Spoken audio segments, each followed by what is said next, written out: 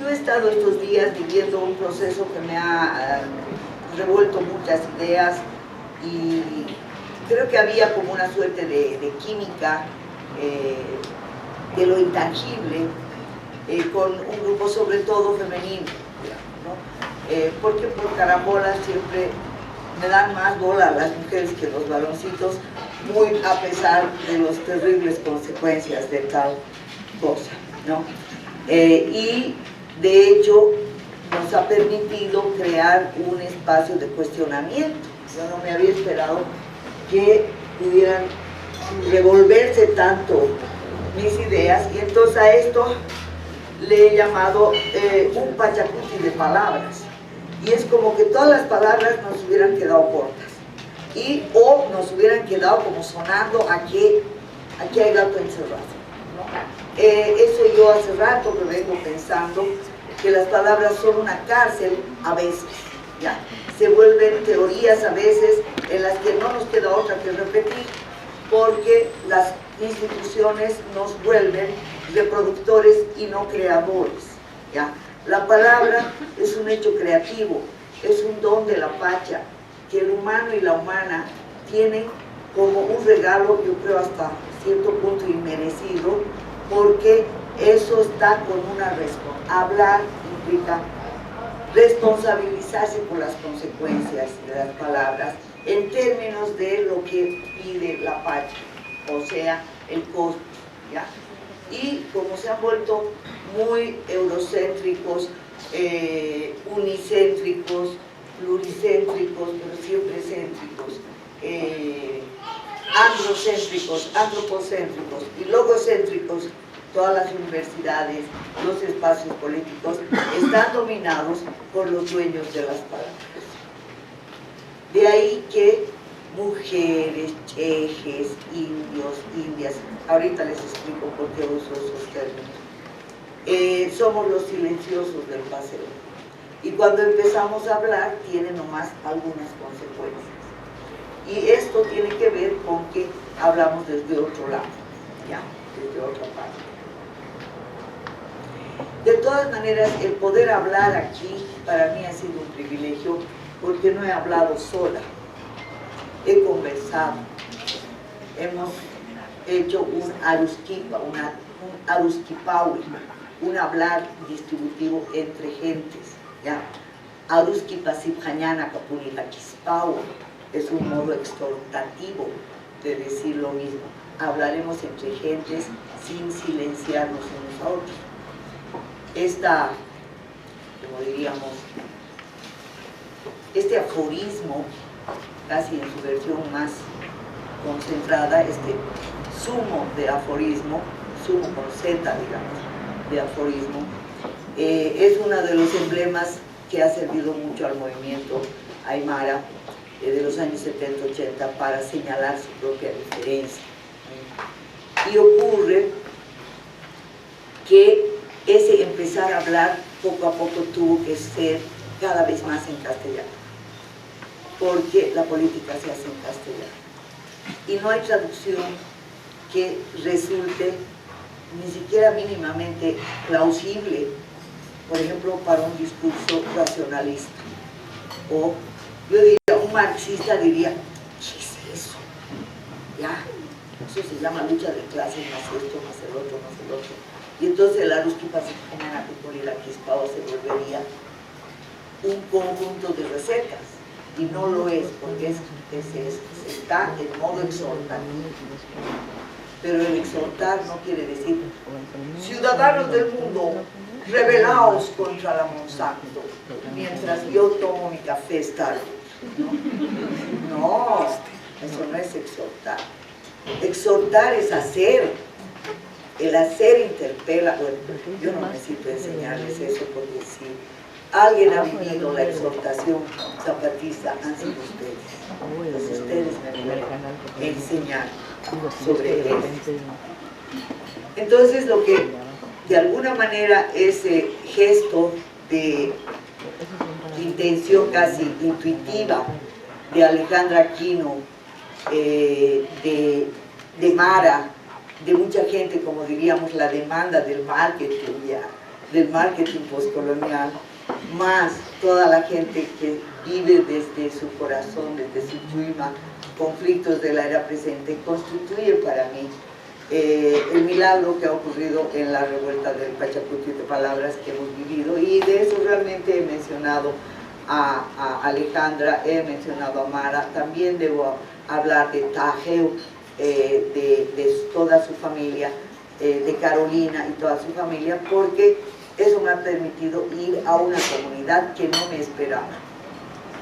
Y eso es muy bonito, ¿no? Porque no estaba todo preparado para que yo hable, sino para que escuche. Entonces esta ha sido una experiencia que yo agradezco mucho, yo diría a la Pacha, ¿ya? Que por intermedio de personas muy queridas, muy lindas, que poco he conocido, pero he podido de algún modo vislumbrar cómo se puede hacer un diálogo intercultural, pues me ha conmovido mucho y por eso menciono a esas personas.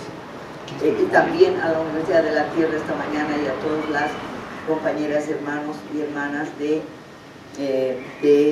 Chiapas y Yucatán con las que he podido conversar, más algunas hermanas y hermanos ejes que son quienes de algún modo dialogan todos los días allí. Entonces ha habido un espacio de acogida que me ha permitido intentar un diálogo plural, ¿ya? Pero como la revuelta de las palabras ha sido bastante contundente, ahora ya no puedo decir diálogo plural porque no es di, ¿ya? Porque, o sea, si nos vamos a las etimologías, encontramos que las palabras son un obstáculo, que son una cárcel, ¿ya?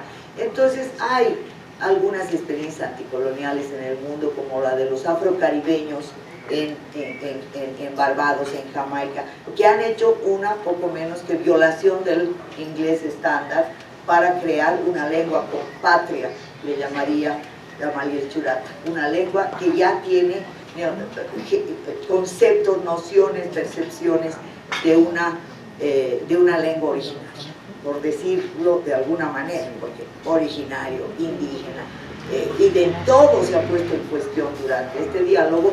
Por lo tanto, yo me declaro india, que es la menos prestigiosa de todas esas palabras, porque defino,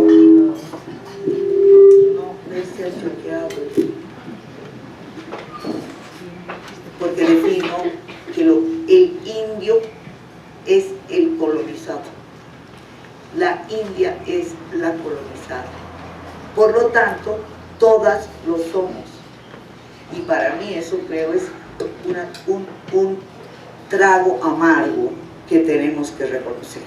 Pero en tanto que somos todas y todos colonizados, también la descolonización nos compete como un proceso subjetivo y de cada quien.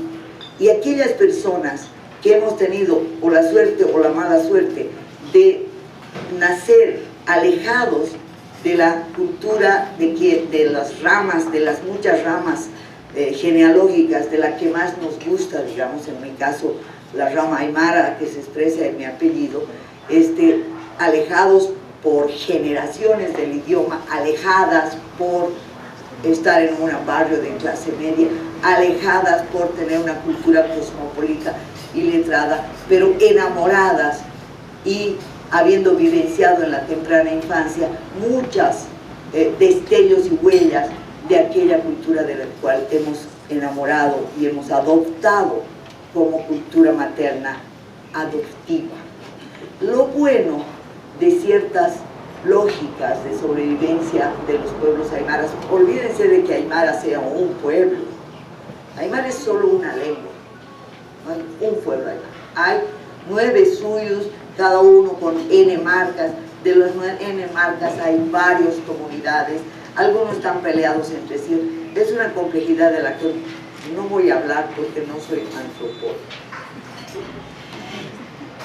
Pero me interesa decirles que el aymara como lengua sí ha logrado violar al castellano boliviano, y nosotros hablamos una lengua que se llama castimillano. Es una forma despectiva de decir que uno habla mal el castellano, lo hemos vuelto una forma de orgullo.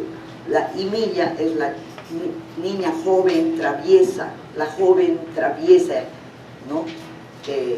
Rebelde, por decir así. pero se ha vuelto un insulto. Entonces el castellano es pues un castellano de limillas y locales, ¿ya? De gente que está en la ciudad haciendo travesuras lingüísticas, entre otras cosas. Entonces, al cuestionar palabras, empezamos podemos estar todo el día dialogando, pero lamentablemente el formato de este evento no permite, porque son muchos.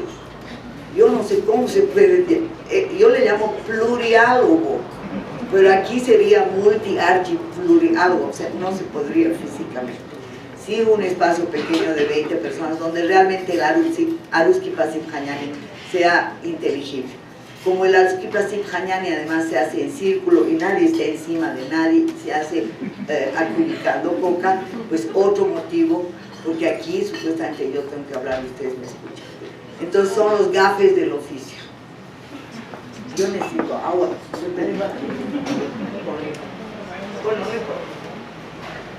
Entonces, por favor. Entonces, empezaremos con cuestionar algunas palabritas. Intercultural, ¿por qué intercultural? Porque se supone que tenemos que hablar entre indios. Yo al Buenaventura Santos le he cuestionado, le he dicho, él dice que la ecología de saberes es entre oprimidos. Entonces yo me pregunto, y bueno, ¿y qué haces vos ahí? ¿No? Y otra pregunta más pertinente todavía, ¿ya? Y es que, ¿en qué idioma se habla la ecología de saberes? ¿Con qué se come la ecología de saberes? Las utopías, ¿qué color tienen? ¿Qué temperatura? Si son granos brotados o si son diferentes utopías. Entonces, es bien fácil decir ecología de saberes e intercultural, pero es mucho más difícil hacerlo. Entonces, un intento es lo que yo llamo esta epistemología cheje, o sea, si bien todos somos indios y todos somos colonizados y colonizadas, esperamos dejar de serlo y convertirnos colectivamente en seres humanos dotados de la responsabilidad y el amor para ejercer su mandato cósmico, que es el de entender y cuidar al cosmos desde la palabra. Que eso también lo hacen otras especies, pero a nosotras y a nosotros se nos ha dado una misión que no la merecemos, ¿ya? Entonces, merecer eso es también crear una posible epistemología de este intercambio, ¿ya? Le llaman epistemologías del sur, pero hay muchos cuestionamientos, porque hay un sur en un norte en un sur. Entonces yo, para no hacerme bollos, le llamo epistemologías manchadas, epistemologías abigarradas, epistemologías promiscuas, impuras, ¿ya? Eso se llama en aymara eje, ¿ya? Es lo jaspeado, la manta con la que se envuelve la cabeza las mujeres ayuk, y no sé qué se llama esa manta, justamente tiene esa característica eje. Y me parece además muy interesante que se lleve en la cabeza, ¿ya? Es como que esa mezcla entre blanco y negro es esencial para la condición humana, ¿ya? Porque el blanco y negro existe como contradicción irresuelta, o sea, una contradicción sin dialéctica, sin síntesis, ¿ya? O sea, no estamos permanentemente buscando lo uno, llámese ese uno, revolución, no sé qué llamarán, ¿no? O sea, pero pongamos simplemente el término revolución como la meta de la historia lineal que ha acompañado todos los proyectos de la soberbia eurocéntrica que nos han acompañado hasta ahora. Los proyectos racionalistas, ¿ya? Los proyectos eurocéntricos son racionalistas y antropocéntricos, y para más de yapa, androcéntricos. Entonces, picoteando de muchas fuentes, adoptando una actitud antropofágica, casi depredadora, con respecto a las teorías que se pronuncian en todas partes, hemos creado en nuestro colectivo un pequeño espacio micropolítico para poner en debate todo. Y todo, o sea, esos sospecha generalizada, pero que no sea parálisis y que no sea estar en el café resolviendo los problemas del mundo y tomarse una chela y ahí se acabó, ¿no? Nosotros no nos reunimos para charlar, nos reunimos para trabajar y eso lo van a ver ustedes en un pequeño video. Y también nos reunimos para festejar y para bailar. Y ahí tratamos de unir lo intelectual con lo manual, bajo consignas muy sencillas como la mano sabe, como, bueno, hay algunas que son muy intraducibles, pero bueno, tenemos como una normativa que ha salido de una serie de experiencias que confluyen, ¿ya? La experiencia de la investigación de los artesanos libertarios, la experiencia de la investigación sobre el catarismo, la experiencia de los caciques apoderados de las luchas de los años 20, de las alianzas de los años 20, o sea, esa mirada histórica que nutre el presente bajo la idea de que Naira Untasis Nakaphañan, o sea, mirando futuro pasado, caminamos en simultáneo a través de esa mirada que reactualiza y a veces es anacrónica, o sea, reactualiza a veces momentos muy anteriores, otros veces momentos muy cerca, a veces se reactualiza el futuro, es la conciencia anticipatoria, es la política del deseo. Entonces, mirando así,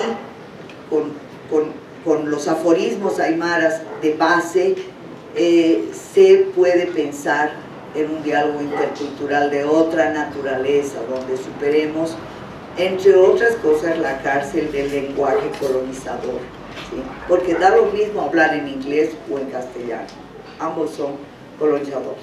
Y bien rico se habla en inglés y aymara mezclado, así que no hay que tener nacionalismos lingüísticos impostados, sino reconocer que todos carecemos de una lengua patria, todas y todos, ¿sí? Y como todos tenemos esta posibilidad del aprendizaje, aunque 4 palabras de aymara, decimos nosotros para estimular el bilingüismo, aunque poco abre el coco, ¿ya?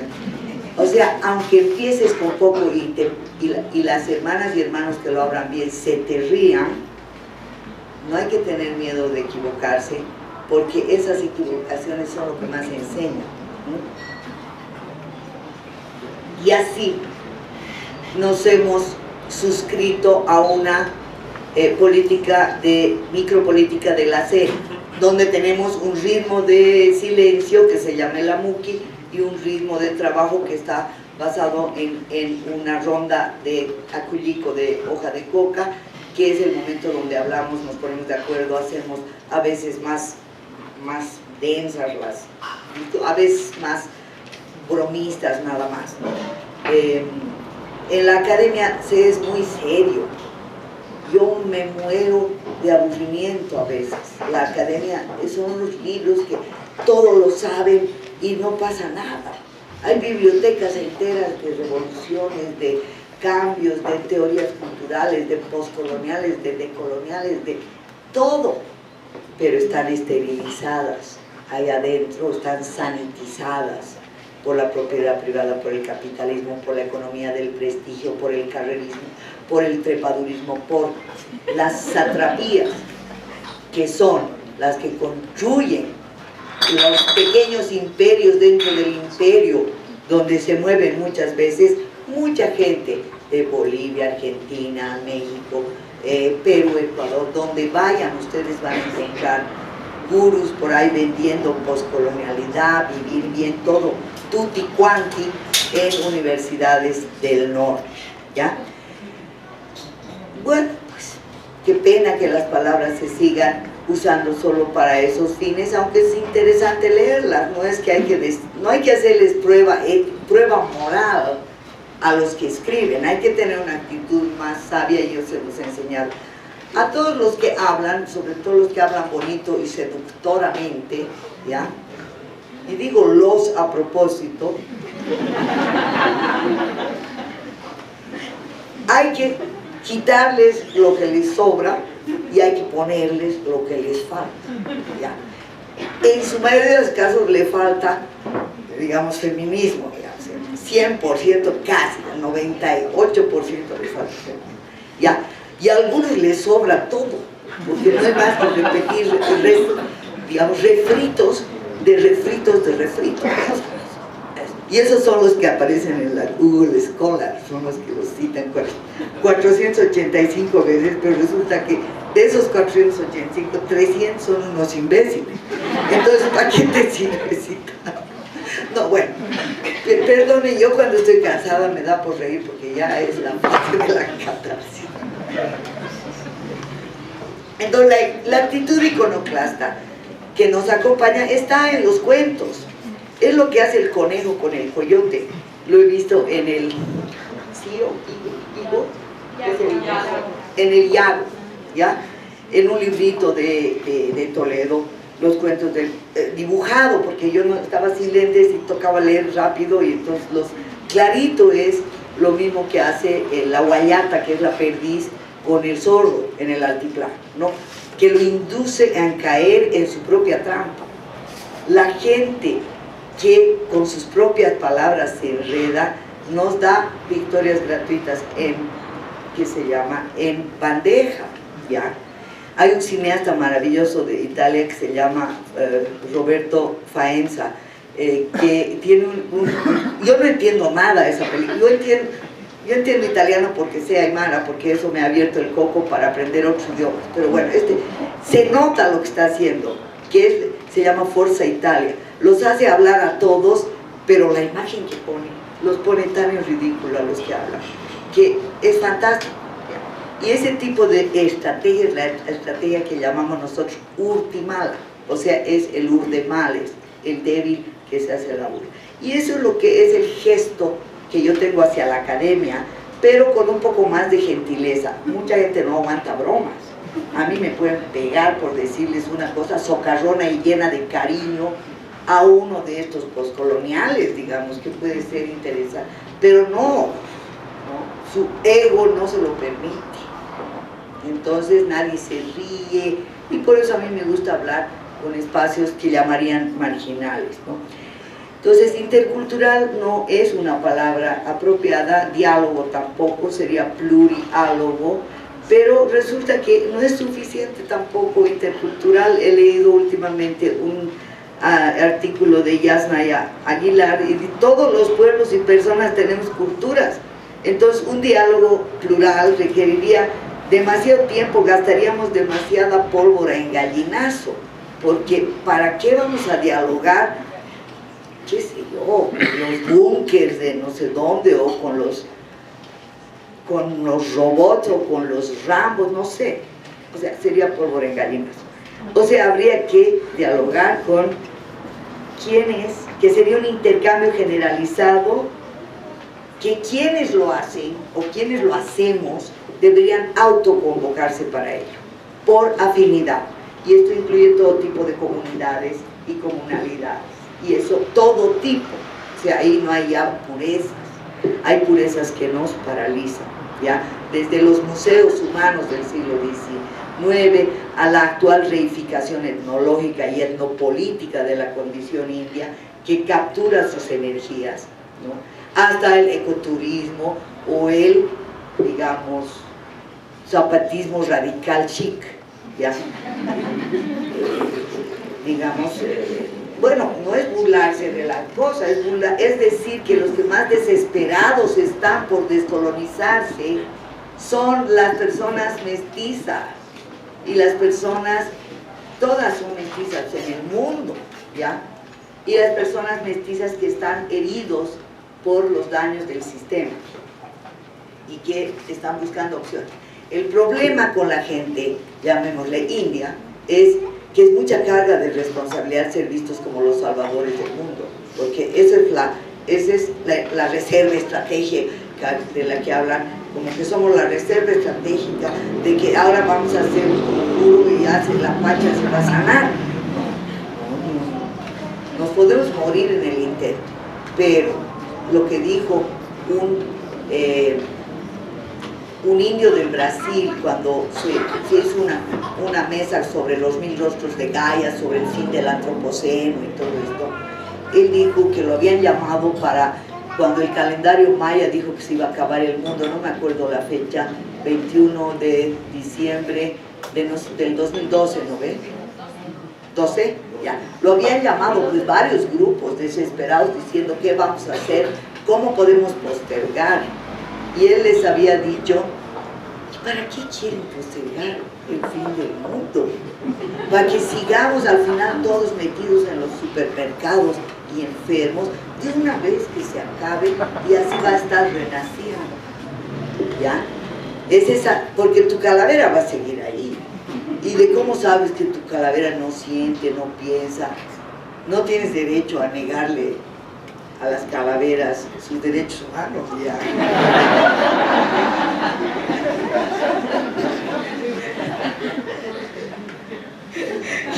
Tienen derechos las calaveras, ¿sí? Y no tienen obligación para curar los males de los imbéciles. Entonces, es eso, o sea, el ostracismo y la inteligibilidad puede ser una posibilidad del purismo que nos paraliza, y los que no tenemos, yo soy pues objeto étnico no identificado, porque hace tanto calor hace que no me puedo poner mi ropa étnica. Entonces aquí estoy sinceramente realmente invoco mucho a la Pacha y a las calaveras que me acompañan todos los días de mi vida, a que proteja a estos seres que me conmueven profundamente, pero que solo son la punta del iceberg de la crueldad, y por eso yo hago estas cosas, no por reír solamente, sino también por llorar, ¿no? ¿Y por qué? Porque yo tengo esto que es de Cacachaca, tengo este que es mapuche, esto es de Argentina, chino es la mayoría, pero es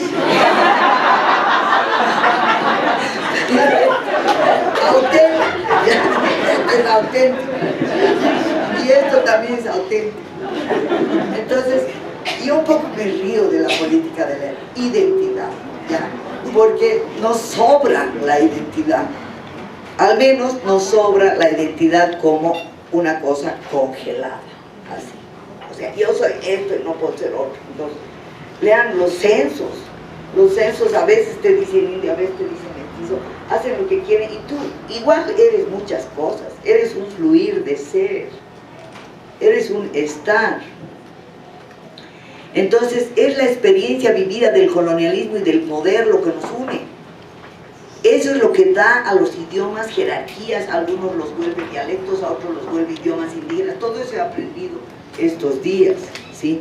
Hablar un idioma es un gesto descolonizador, pero el purismo lingüístico puede llevar al suicidio. Entonces, no al suicidio, sino a que ante ese purismo los chicos que quieren mezclar sean expulsados de las dos sociedades.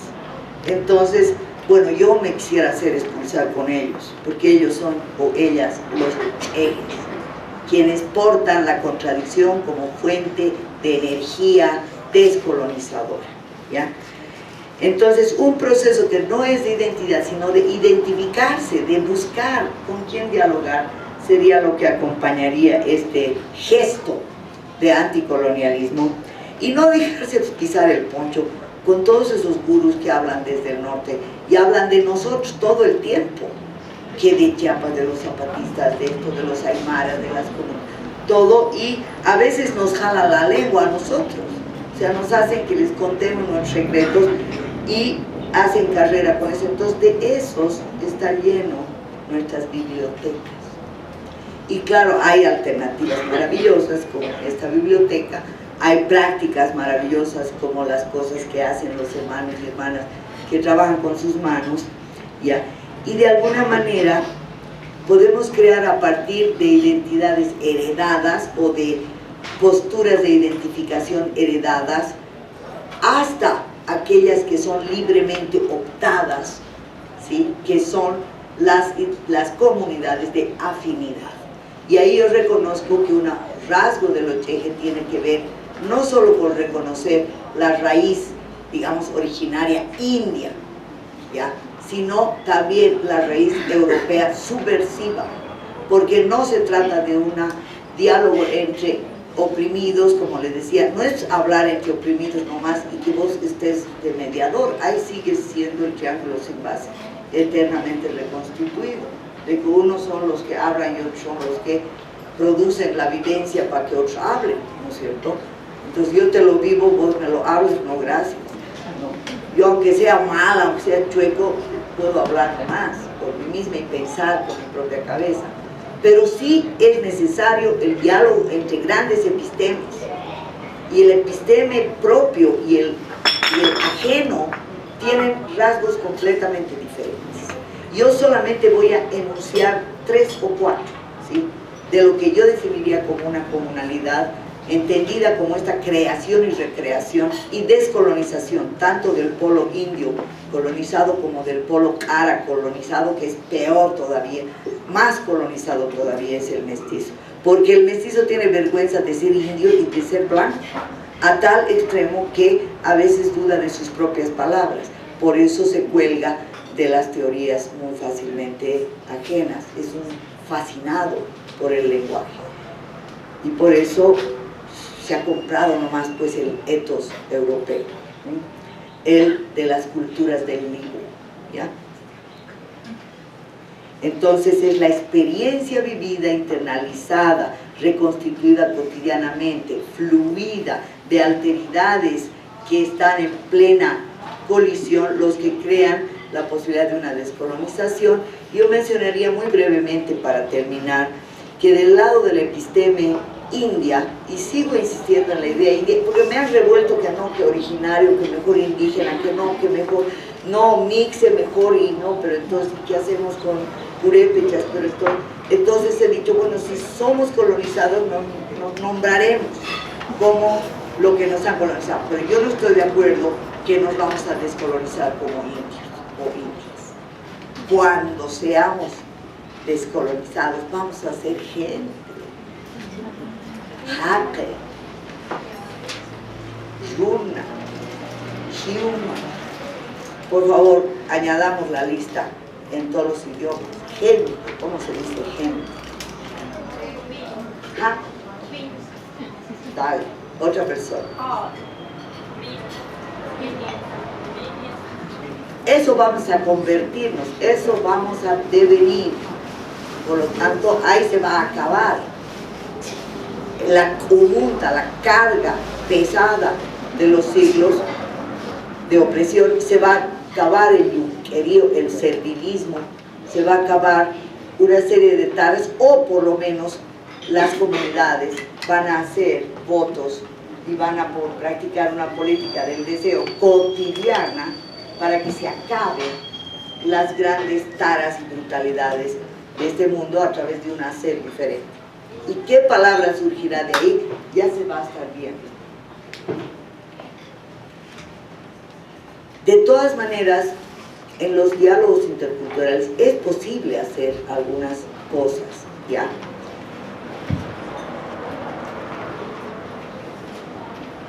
En Tlahui, con la ayuda de Sofía, Tajeo y Tonalzi, yo pude ser ilustrada sobre el contenido de un mural, de uno de los muchos murales pintados. Yo diría, bueno, en Nayuk sería una belleza ahorita hablarlo, ¿no? Pero está más allá de mis más delirantes utopías.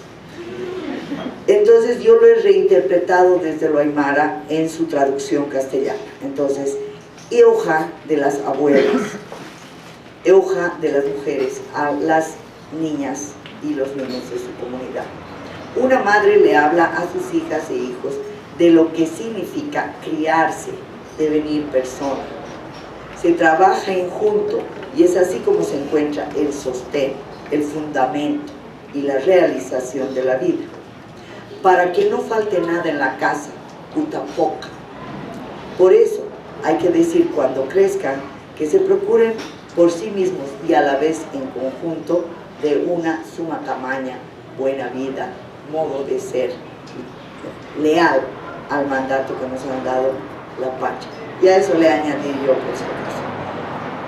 No es de avergonzarse nuestra vida propia, porque es la herencia de nuestras achachilas, de nuestras ancestras y abuelos.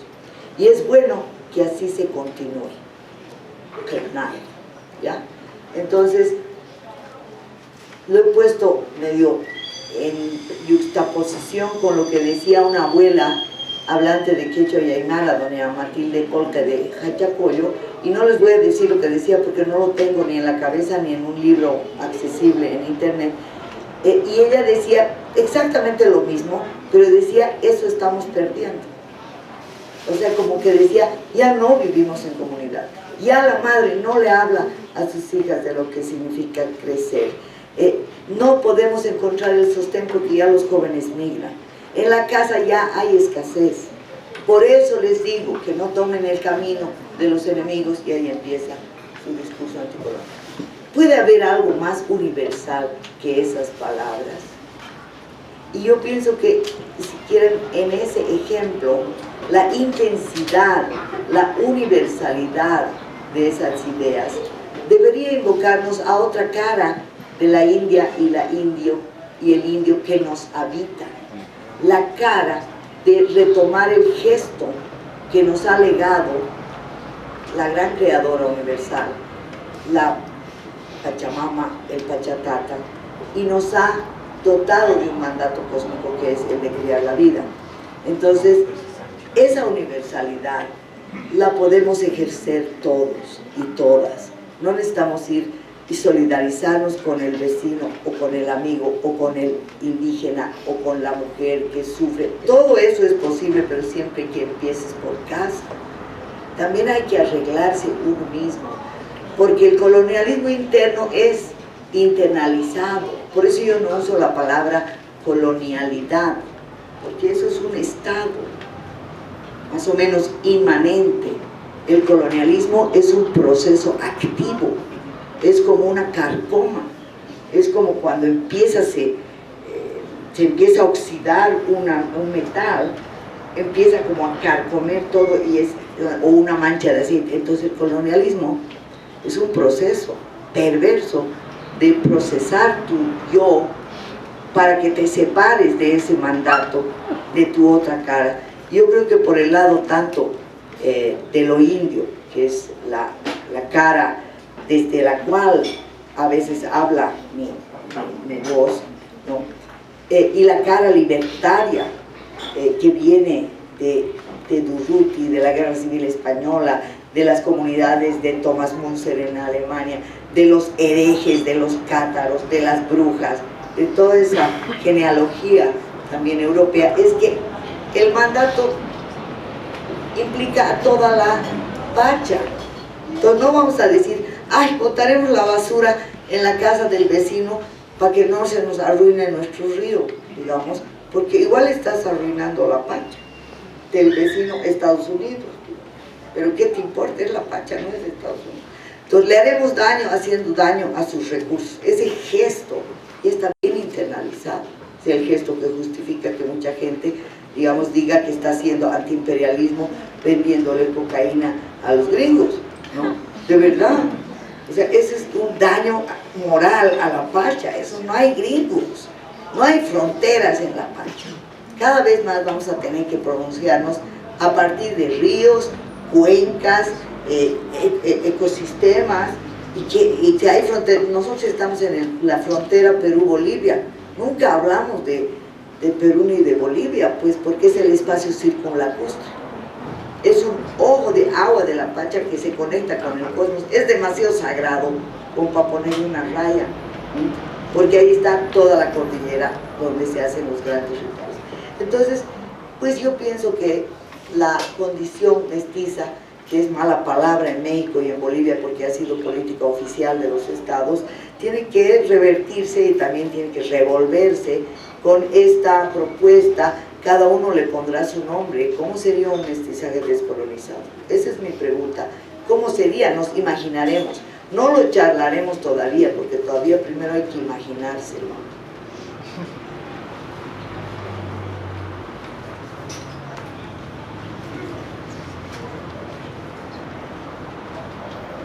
La energía que nos puede insuflar los ejemplos que les he dado de la ecología de saberes no solo ponen en juego un deber ser, un ethos, sino un modo de entender que está sustentado en el chuima, en el corazón, las entrañas, el hígado, y sobre todo la respiración. Entonces en Aymara no se piensa con la cabeza sino con el Chuyma, y el pensamiento del Chuyma es la montaña, que es el recuerdo memorioso, el recuerdo colectivo, es la memoria, es el Kernay, y el pensamiento luquiña es el pensamiento racional. Entonces necesitamos de los dos, necesitamos hacerle un huequito y grieta a la academia monolingüe, reductora, a la academia que nos condena a una subalternidad casi normativa, ¿no? Donde quien se cita y todas estas vainas indexadas. Ay, gracias a la pacha, yo tengo 66 años, nunca he conocido una revista indexada, tocaré madera. Entonces, me he librado porque con vieja, ¿ya? Pero bueno, yo me saco el chulo de que ustedes están sufriendo eso. No se vayan de ahí, sino profundicen las grietas. Esa es mi enseñanza cuando yo voy fuera, es resistir estando adentro. Y eso tiene que ver también con el mercado. Se me ha ocurrido una metáfora simpática. Nosotros usamos la homeopatía del mercado. Combatimos el mercado con pequeñas dosis de mercado. ¿Ya? Entonces, pasa algo. Bueno, entonces, eso es, o sea, si tú vas a ir al purismo del no mercado, pues no sé. Y si vas a ir al mercado total y absoluto, y que ahora hay que hacer en grande lo que hace el BRIC, que ahora algunos postcoloniales defienden al BRIC, y ellos dicen que el sur es una maravilla, o sea, viva Petrobras, no gracias, no que... Entonces, igualmente yo no hablo de feminidad, porque la diferencia diacrítica genital es más, por lo menos es visible, digamos, y no esa construcción que nos han hecho siglos de patriarcado. Pero tenemos que contemporizar con las palabras y saber que hay movimientos detrás de las palabras. Entonces, por eso yo uso muchas palabras entre comillas, otras las uso de un modo, como diría yo, contradictorio, a veces las uso, a veces no. Entonces, no hay que tener tanto miedo a la incoherencia, porque la incoherencia mayor está en conocer sin vivir, en producir teorías sin moverse del escritor. Para mí esa es la mayor incoherencia. Aunque se produzcan unas maravillas cotidianas con retruécanos y giros y neologismos, ¿no? Y a veces ni siquiera son lindas esas escrituras. Si fueran todavía agradables, tuvieran como cadencia, yo por lo menos disfrutaría. Entonces, mi relación con la academia es socarrona, es de ultimala, es de conejo, en medio de la barriga del coyote. Y habría que hacer demolición en vez de deconstrucción. Ya, bueno, me voy a seguir riendo de huevadas, así que ahí la pararé. Ahí nomás la voy a parar. Creo que está bien el tiempo. ¿Quieren que hable más? Entonces haremos un break de preguntas.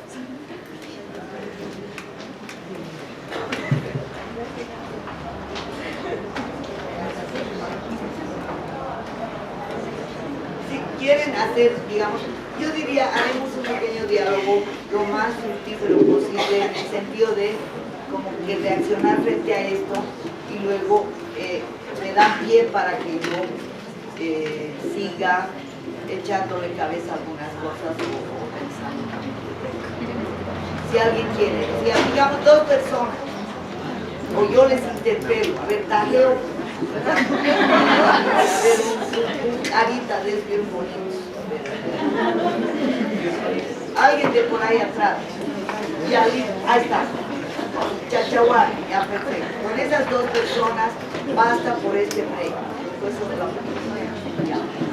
¿Alguien me puede ayudar? ¿Cómo reaccionarías a esa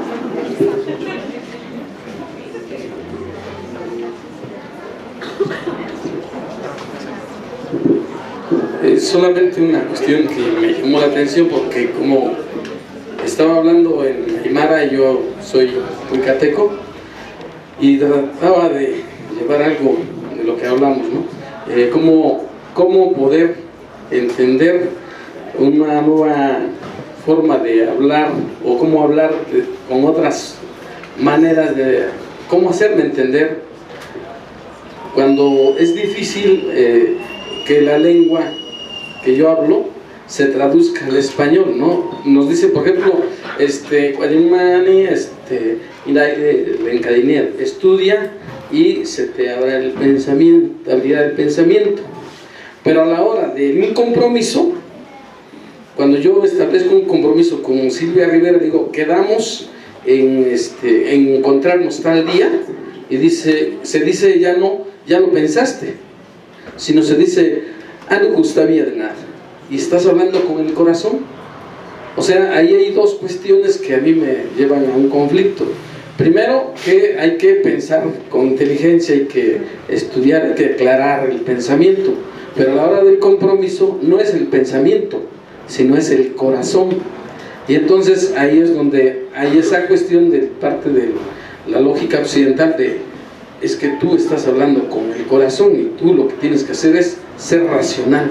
Entonces ahí es donde nosotros tenemos, yo no tengo el conflicto, porque finalmente he asumido algunas cosas que así somos, no tengo por qué cuadrarme, pero ese es uno de los graves problemas que nosotros nos topamos, que la lengua española no alcanza a expresar lo que nosotros sentimos. Entonces me parece que voy a tener que, esa es la gran enseñanza que hoy estoy apropiándome, ¿no? Cómo hablar en español lo que se piensa en Cuicateco. Bueno, tú ya lo has traducido y eso siempre es aproximativo, siempre la traducción es una especie de recreación, entonces siempre se puede hacer traducciones, como se llama, provisionales, ¿ya? La otra es tener interlocutor, por lo menos unas cuantas palabras fundamentales se puedan entender entre gente que no habla el cuicateco, ¿verdad? Es lo que pasa con el colectivo Cheje, que es el lugar donde hacemos un trabajo con el cuerpo más que con la palabra, aunque también hablamos, pero ya hemos incorporado todas estas nociones, el Kebnaira, el Amuitaña, el Lupiña, el Alapacha, el Manjapacha. ¿Cómo hemos incorporado?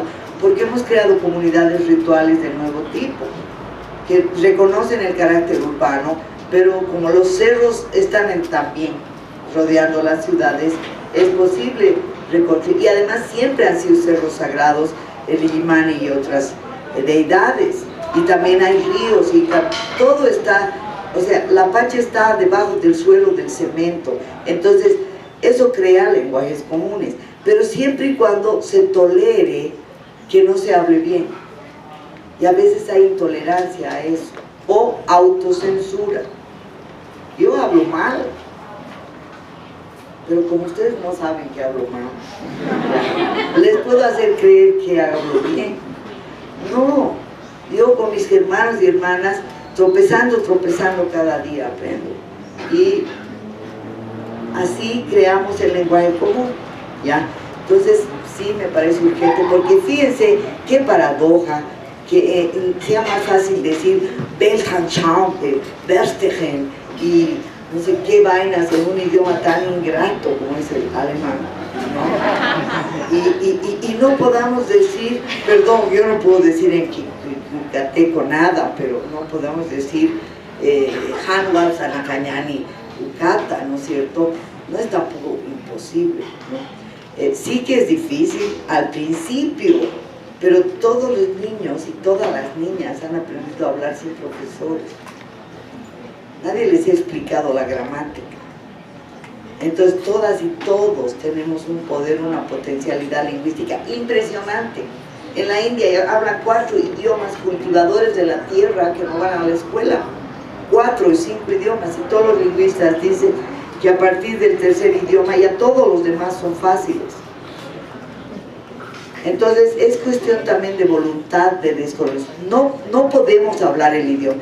Hablar el que más te guste, el que mejor te suene, el que de alguna manera tienes más cercanía. No necesitas ir a hacer trabajo de campo para hablar. En el mercado yo he escuchado N idiomas. Y otra cosa que hay que aprender es a estar contento sin entender. O sea, no ponerse nervioso si uno no entiende nada, sino decir no entiendo. O sea, quiere decir tarea por cumplir, algún día lo entenderé. O sea, esa es otra forma de extrapolar el tiempo indio, ¿sí? Yo tengo que entender, o sea, hasta mañana tengo que leer 18 capítulos que hago. Yo hago pues travesura y media, agarro y leo la página 23, la cito y no me leo nada más.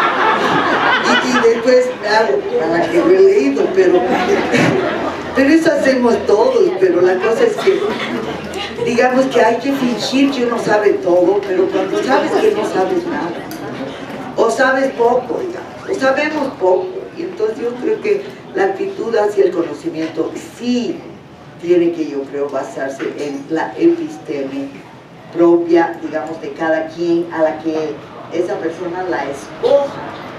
Y yo creo que hay una escogencia basada en dónde estás, ¿ya? O sea, no es origen genealógico lo que manda la escogencia, sino vida. A veces gente que está por X razones en un lugar que no es de su nacimiento, pues se siente mejor en esa zona cultural, aunque no sea la de su origen. O sea, la genealogía es patriarcal. Y la afinidad es el ala, digamos, anarcofemenina de la sociabilidad.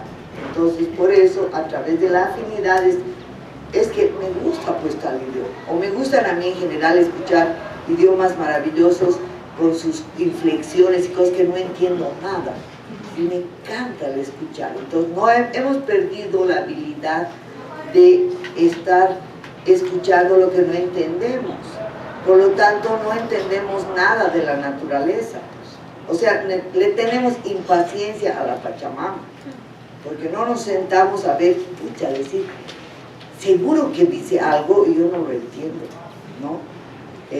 Pero a veces se puede captar las señales, los mensajes, hay muchos mensajes.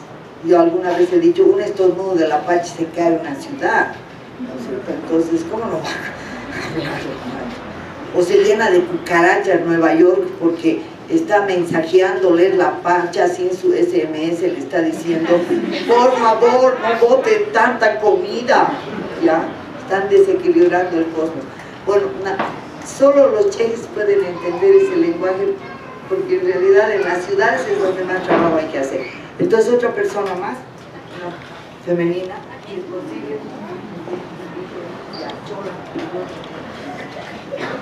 bueno, te había visto en un video y me pareció interesante los diálogos que generabas a partir de tu experiencia y los talleres que escuché que estabas dando. Y bueno, pensaba no hacer mucho, decir mucho de tu plática, que está muy interesante, pero cuando dices que si alguien nos provocaba algo, pues sí me provocó algo, y más que una respuesta, pues lo bonito sería generar un diálogo.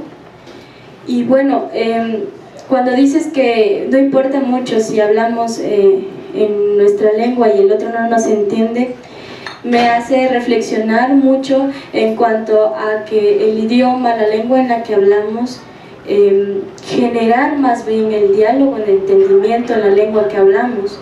Si hablamos español, inglés, francés, lo que sea, buscar nuevas palabras en inglés, en francés, en español, para hacer el diálogo más abierto entre nosotros.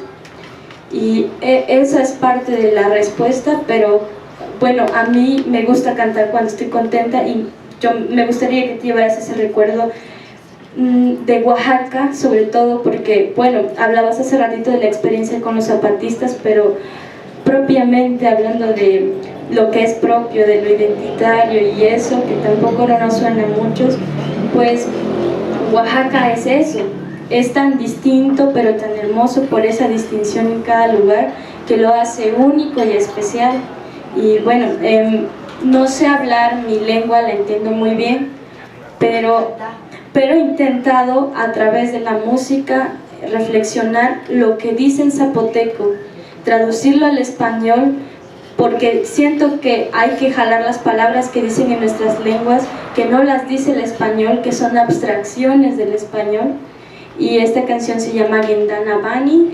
Si hay amigos y compañeros del Istmo, me regañan después de las 2 de la mañana, que es cuando ya no escucho. Y este se llama, en español es la última palabra, pero primero te la traduzco en español, sin traducir primero.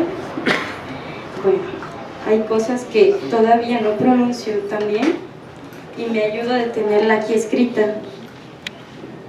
Antes de que empieces eso, cuando tú decías que hay que hablar en la lengua que uno tiene a la mano, nosotros en Aymara decimos very wali. O sea, very es de inglés, wali quiere bien, o sea, quiere muy bien.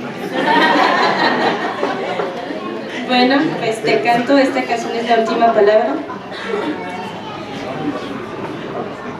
Gendana Bani Shianga Sikaru Negastiru Niugandala Diushivi Sendala Nuijilayu Neratu Chilanu Ranu Gendana Bani Shianga Sikaru Negastiru Niugandala Kiranuna Panushigatinu Neiranu Sanurava Napu Kegapu Cielu Nkadi Tinapu Cianu Nawini Narodeira Savi Kadi Wishe Kuyulama Sendavi Tivisanashti Nga washa keshuchi lanu masyunu shaiva shunashi tondagapa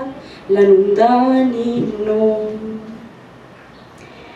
masyunu nakawiryanandani washi siedo nivyana dunare ni salushpido nirushilu Suwalu galavato tinisado Kulave lo shunashido Kulave la ninda niyo Giru tinakesi Girana pasiche Nyora magijinyaji Saduvane neirani masie Napu kegapu cielu Nkadi Tinapusianu Lanu Masyunu Shaiva Shunashi Tondagapa Landaninu. Gracias.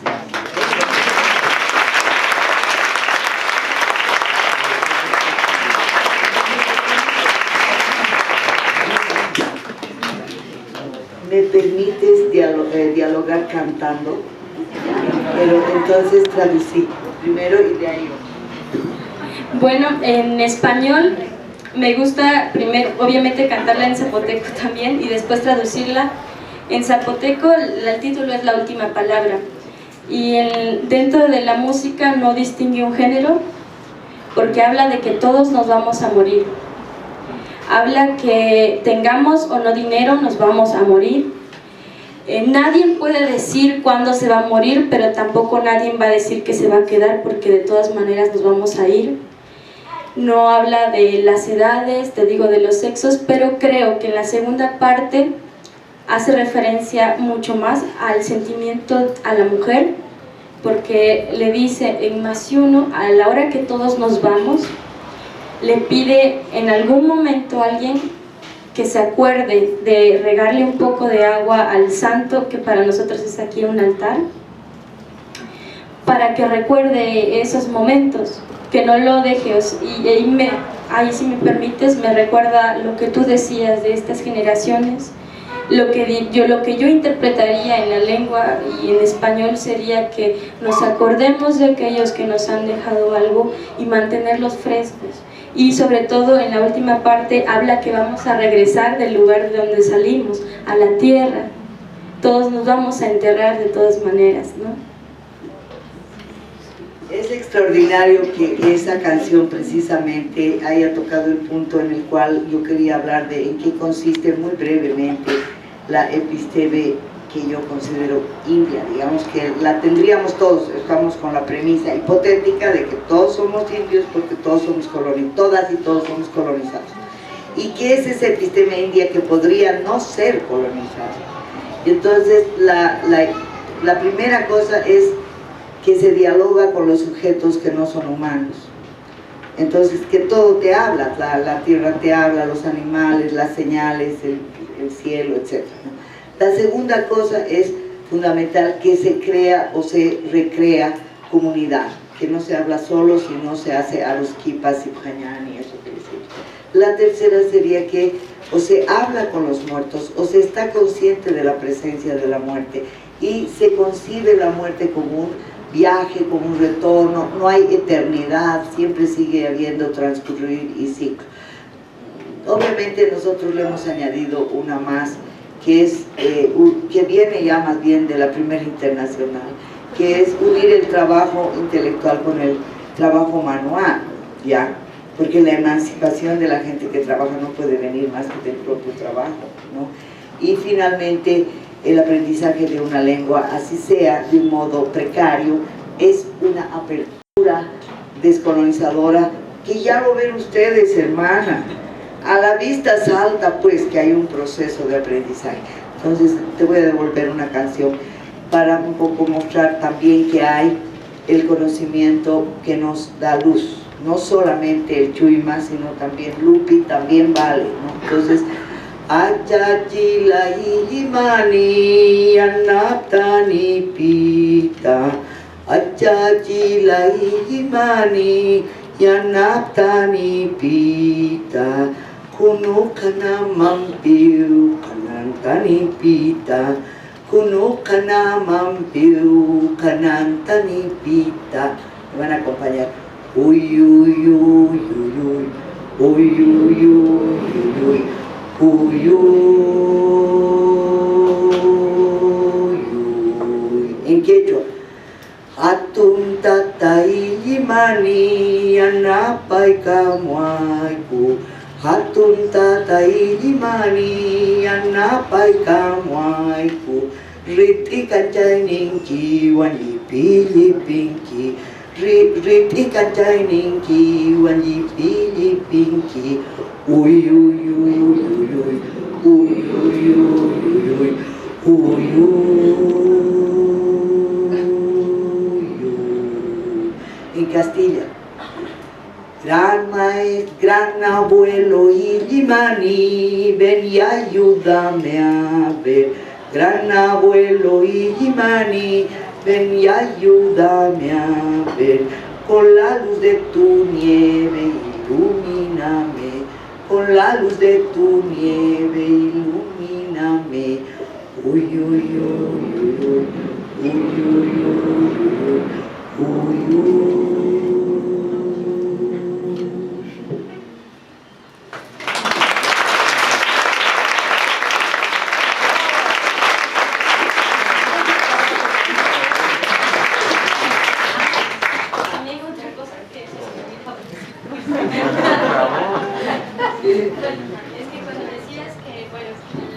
De descolonización no solamente significaba desde dejar de ser indios y para convertirnos ahora en gente. Bueno, ese también ha sido un proceso aquí en Oaxaca de diálogo, ¿no? Porque, bueno, esta es reflexión que tal vez algunos compartiremos, otros no, pero si partimos que somos de la madre tierra y que de ahí nacemos y que ella es naturaleza, y somos creados por ella, pues yo creo que no somos gente, creo que regresaríamos a ser naturaleza, como seres naturales. Sí, pero digamos, no podemos generalizarnos como un ser de la naturaleza porque tenemos un mandato de la Pacha. Nos han dotado de un tipo de recurso que, digamos, está muy elaborado en el humano, que se llama la palabra. Y eso es una gran responsabilidad. Entonces, por eso es que ser gente es tener la muerte adentro, porque jate es vivir y morir, no es solo vivir, ¿no es cierto? O sea, jatechaña y pampachaña son juntos, o sea, no se puede vivir sin saber que vas a morir. Y además se vive en pareja, se vive en comunidad, se vive en familia. Entonces, vivir es bien cultural, por decirlo con comillas, incluye la muerte, ¿ya? Entonces no es volvernos naturaleza. Por ejemplo, yo, Escorpión, no me gustaría ser. Mentira, pero ya es por fregar que estoy diciendo. Sin embargo, es que dialogar porque no dialogas todo el tiempo con todos, todo tiene su tiempo. El tiempo de los muertos es noviembre, el tiempo de dialogar con la boca abierta, manjapacha, que es tiempo, se enoja y puede dañarte, es agosto.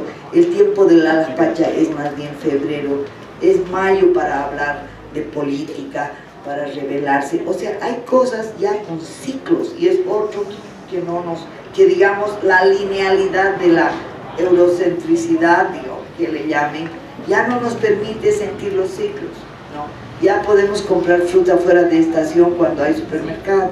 O sea, cosas que ya nos vuelven lejos. Entonces, vivir como gente implica pues vivir nuestros ciclos naturales, pero como gente. O sea, no, a mí no me gustaría, digamos, ser otra especie. Está bien nomás ser humano, ya. No está mal, si no fuéramos tan destructivos, seríamos bien buenas gentes.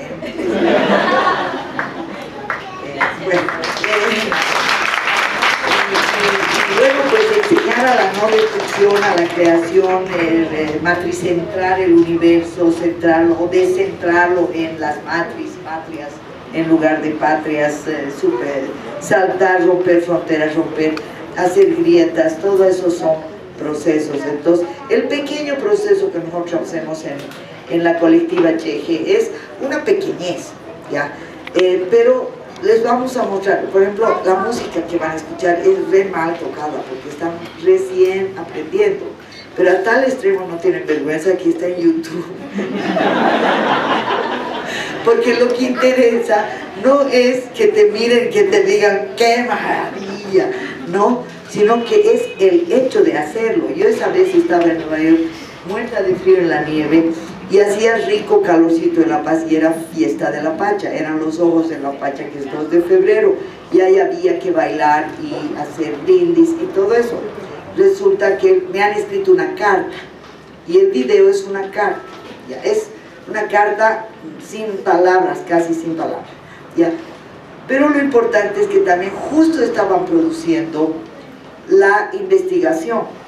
Entonces, la investigación sirve como de mantel a una tapi, y entonces la comida se junta entre la comida que uno produce al pensar y la comida que uno produce al vivir, al trabajar. Entonces, las dos cosas al final son pensamiento. Y es tan sencillo, yo se los he explicado antes, porque de repente no saben por qué el mantel tiene letras, pero ese es todo el trabajo que se plasmó luego en un libro que sacó un concurso. En fin, eso es lo que menos importa. Lo que importa es cómo se puede unir simbólicamente, y a eso yo le llamo la performance, o sea, el hacer con gesto, ¿ya? Y en eso, digamos, no es necesario estudiar teatro, tú lo has hecho, cada rato lo hacemos. Entonces ahí sí, el primer videito es que dice Candelaria en el tambor, pero con audio. Exposición que el sujeto de la transformación que estás trabajando es el mestizo. Y te quería preguntar ahí, ¿cuál es la diferencia en tu planteamiento entre este sujeto mestizo y el sujeto indígena? Porque para muchas, el mestizo ha significado el criollo colonizado, representando los intereses del colonizador, por un lado, y por otro lado, ¿cuál es la diferencia que planteas entre el mestizo y la mestiza? Porque hay una diferencia sustancial en la ubicación frente al patriarcado, por ejemplo, ¿no? Y una última cosita, ¿qué diferencia hay entre tu planteamiento del devenir gente con la teoría queer, ¿no? que es una teoría muy occidental, que si bien plantea la desontologización, pero al fin nos trae como el sujeto universal, que es al fin y al cabo un sujeto masculino, que es el universal, ¿no? Escucha, bien interesante esas preguntas. ¿ya? Pero a la primera te voy a dar una especie de una cosa torpe, digamos, ¿no? ¿Cómo vas a hablar de un sujeto? Cada uno es sujeto de sí mismo. No hay un sujeto de qué, de la revolución. A mí eso no me interesa. Los cambios son de adentro para afuera. Eso es el Pachacuti. El Pachacuti es que de la subjetividad nace otro ser que tiene en su práctica y en su vida capacidad de irradiar y conectarse, ¿ya? Por lo tanto, ahí estamos toda la gama, pero a eso yo no le llamo ni mestizo ni indígena. A todos somos indios, ¿ya?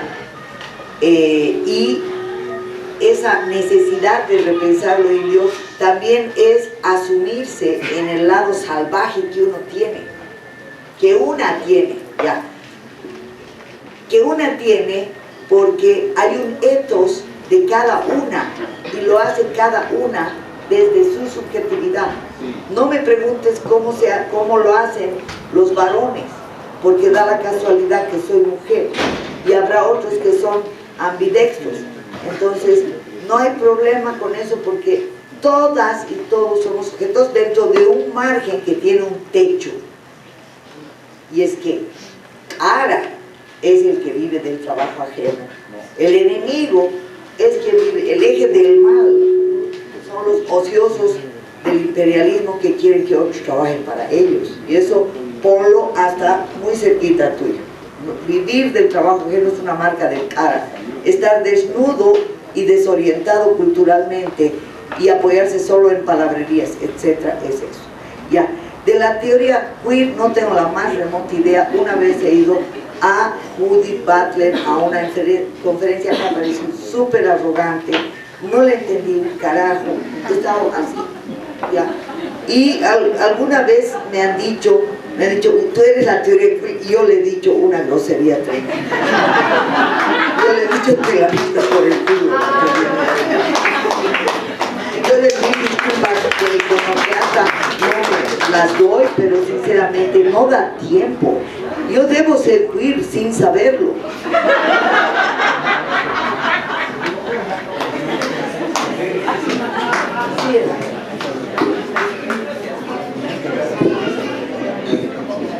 Silvia, ¿se podría abundar un poco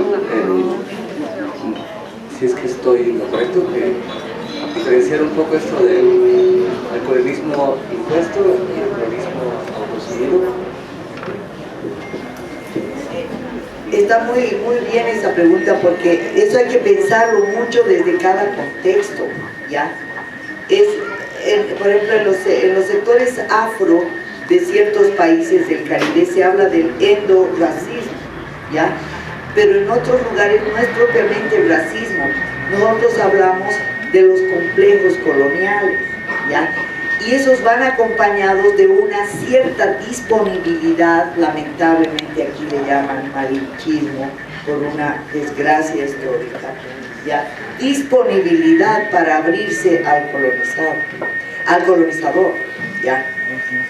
Pero ocurre que esa apertura te lleva a perder la dignidad. Entonces esa forma de agacharse abre el paso y le abre puertas al colonialismo externo. Entonces no son dos cosas, sino que es un proceso de expropiación, penetración y descreimiento en sí mismo del colonizado, que lo lleva, y que por eso somos seres tan ambivalentes, y todos somos colonizados, y el sujeto indígena no es uno.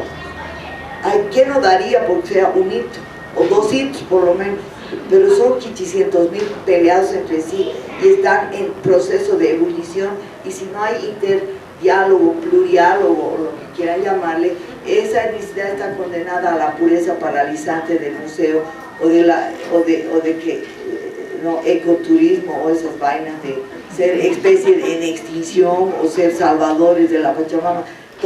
Yo quisiera mostrarle las capturas de lo indio que vienen del lado de los discursos políticos, pero ya sería para renegar. Entonces yo, como es mi despedida, Yo voy a decir simplemente que cada uno es sujeto, que los sujetos son múltiples, que los sujetos son hacerse, que el devenir, el devenir, yo diría que esto es un debate que no tiene.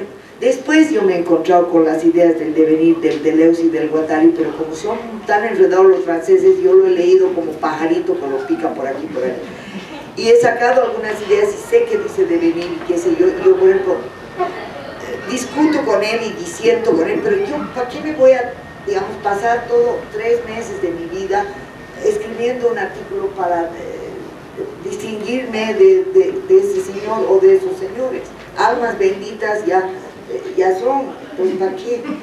Entonces, efectivamente devenir tiene que ver con Kusch, con Rodolfo Kusch, que él plantea y después con Esterman, con los que hablan de filosofía aymara, que dicen que no hay ontología sino relacionalidad, y entonces ahí todo es un proceso de devenir como una especie de múltiples ecos que constituyen, pero el problema es que la teoría de Kusch se basa en la distinción entre ser y estar, ¿no? Y hay toda una escuela filosófica grande que va desde México hasta Argentina, de lo que llama el pensamiento norteamericano, que tiene una fuerte eje en DF, donde hay argentinos exiliados. Entonces el problema es que no se han molestado en decir qué cosa querrá decir ser y estar en aymara, en quechua, y resulta que no son verbos, son sufijos que alteran el verbo. O sea, digamos que todo un edificio teórico montado en que decir que los indios piensan más en el estar que en el ser, es que ninguno de los dos existe como verbo, y de ahí viene toda la confusión y la ontologización y la esencialización, porque son devenires. El estar, hay formas de estar, que es con el sufijo, que es mucho más breve el estar, y cuando es sin explosiva es largo el estar, entonces vas alargando el estar hasta que las piedras, digamos, seguramente estamos hace rato, ¿no? Entonces hay como modos más permanentes, es un flujo que se designa por sufijo. Es mucho el lío lingüístico, pero ya te digo, devenir tiene origen en eso, después se encuentra con otros, y no me metí con la filosofía alemana porque no me gusta el alemán. Hablabas de que la genealogía es patriarcal y que, digamos, propones las afinidades. Me gustaría que pudieras ampliar un poco, porque ahí, dentro de las afinidades, metes no solo lo humano, sino lo natural, pero me gustaría si lo puedes ampliar un poco. Sí, esa es una, digamos, hay sociedades matricentradas y matrilocales en toda América, en toda Via Yala, ¿no? Pero yo nunca he vivido en una de ellas. Entonces, en la sociedad más cercana a mi conocimiento, que es cuando yo he vivido en una comunidad quechua a mis 22 años, aymara a mis 26, y todo el proceso de cuando estuve en la digamos, acompañamiento a los cocaleros y a cocaleras, sobre todo, he estado en una sociedad aymara hablante también. Entonces ahí he visto que lo que hay es, y la antropología, la etnohistoria confirman que hay un sistema bilateral, y hay un trabajito mío que yo lo estoy pensando para publicarlo aquí en Jícara, junto con otros, que Jícara o Rebosos o algo así, que bueno, el que mejor venda y el que mejor distribuya se ganará esa posibilidad de publicar, porque lo que interesa es poner en discusión estas cosas, no se olviden que yo cuando hablo soy muy malcriada, pero tampoco es tanto mi respeto por los libros, y sí hago un esfuerzo de que se lean bien, aunque no quiero que nadie se vuelva erudito de una corriente, uy, ahí estamos fundidos, porque deberíamos crear corrientes propias y múltiples para poder tener más flexibilidad para comprender nuestras relaciones actuales. Entonces, eso que llamamos en los Andes parentesco bilateral tiene que ver con una distinción entre el ayllu y la panaca. El ayllu es de la genealogía masculina y la panaca no es genealógica. La panaca es, porque la panaca, cualquier organización social en la zona de las tierras altas de Abya Yala del sur, ya incluye aylus y panacas, ¿sí? Entonces cualquier organización social plantea la posibilidad de ancestros femeninos y masculinos.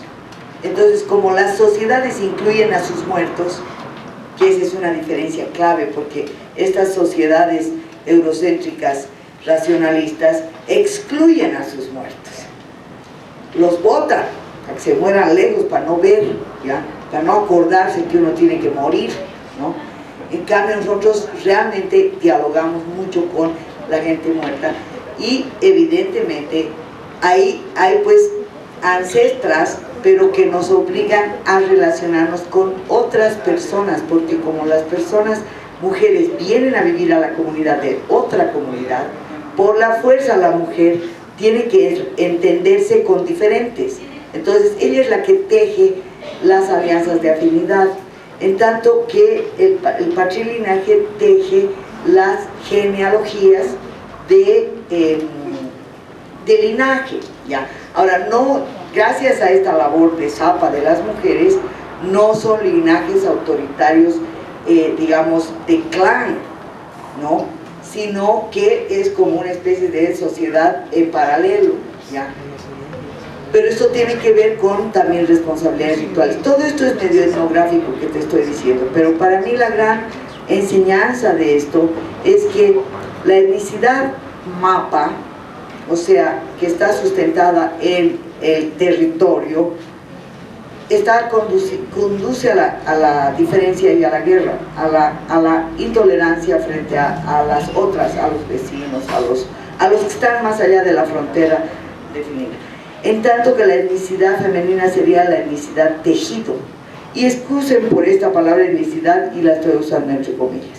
Entonces, es tejido de alianzas de afinidad lo que inspira esa visión de afinidad como posibilidad de una comunidad de nuevo tipo, y a eso le añadimos la afinidad de, no sé, pues de estilos de vida, de propósitos, de modos de consumir, que crean los colectivos comunitaristas, anarcos, ecologistas, veganos y todos estos grupos de soberanía alimentaria, comer, empezar como a repensar, sacralizar la comida. Hay muchos grupos de esos y esas son afinidades, ¿ya? Entonces en el tambo es afinidad y es una afinidad que hemos metaforizado desde ese parentesco, porque también nos hemos estructurado en paralelo. Hay esferas en las que no se meten los varones, hay esferas, y bueno, pues por ejemplo, hay cosas en que hacemos juntos, por ejemplo, tejer, porque hemos dicho si el mandato masculino ha fracasado después de 1000 años de haber gobernado el planeta, entonces, ¿por qué esta catástrofe ecológica? No me digan que la han hecho las mujeres, ¿no? Entonces hay que darle pie a tejer la afinidad con las varones, ¿ya? Entonces establecer enseñanzas y prácticas de ruptura, ¿no? Con esas divisiones heredadas por la tradición, divisiones del trabajo sobre todo heredadas por la tradición. Y claro, hacemos adobes por igual y ellos también tejen, en fin. Y tenemos mucha broma intercultural y multiétnica entre géneros, ¿ya? Que nos permite no encasillarnos en jerarquías, ¿ya? Entonces esa es una táctica, pero eso no quiere decir, yo me echo mucho la burla de autores, de todo, siempre pasa eso para como crear una distinción, pero eso no quiere decir que no hay que leer, ¿no? Lo que pasa es que hay que leer de otra manera y tampoco hay que repudiar la academia. Entonces por eso te he mencionado que eso también tiene que ver con la historia, la arqueología. Lo difícil es saber qué cosa extraes de eso y que no sea simplemente un discurso de, ellos son patrimoniales, ¿no? O sea, el matrilineaje y la afinidad también están en mi vida. Esa es la respuesta, no sé si sirve de algo. La táctica es extrapolar y sentirte que puedes dialogar y hacer esta relación iconoclasta con una lengua que no ha sido tu lengua materna, a través de homologías y comunidades, digamos, hechizas, ¿ya? No sé qué le llaman aquí, no sé, comunidades que medio que son fabricadas para poder sobrevivir sin morirse de pena, ¿no? Entonces, y por otro lado, dialogar como retaguardias de movimientos llamados movimientos sociales, ¿no? Es que ustedes no saben las cosas que están pasando en Bolivia. O sea, se ha aprobado una ley de minería que le expropia el agua a todas las comunidades. En las comunidades todo el mundo tiene canchas de pasto sintético puestas por un empresario chino y el ego se reparte. No, o sea, les estoy diciendo las partes más banales de las cosas que se están haciendo con rostro indígena, con rostro indio. Y es algo tan dramático que mejor no me acordaré porque todavía tengo una semana para estar lejos y volveré ya a enfrentar. Es muy triste ver eso que decía Sivechi, es grave que capturen la energía de décadas de lucha para disfrazar un extractivismo salvaje, una ampliación de la globalización, una brutalidad con los bosques, con los parques y con las personas que habitan en esos espacios y que son luego de algún modo entregados a mafias militares. Es triste. Entonces la política de hoy tiene que inspirarse de otras fuentes. No hay tiempo ya para discutir si el trotskismo, el marxismo, o sea, no hay tiempo porque es urgente hacer algo y entonces hay que hacer espacios en cualquier lugar, hasta en tu vida privada. Eso yo te ampliaría, ¿no? La afinidad sería una forma de superar la falta de ancestros, porque felizmente hay casos de adoptar ancestros, igual que uno puede adoptar niños. Ya.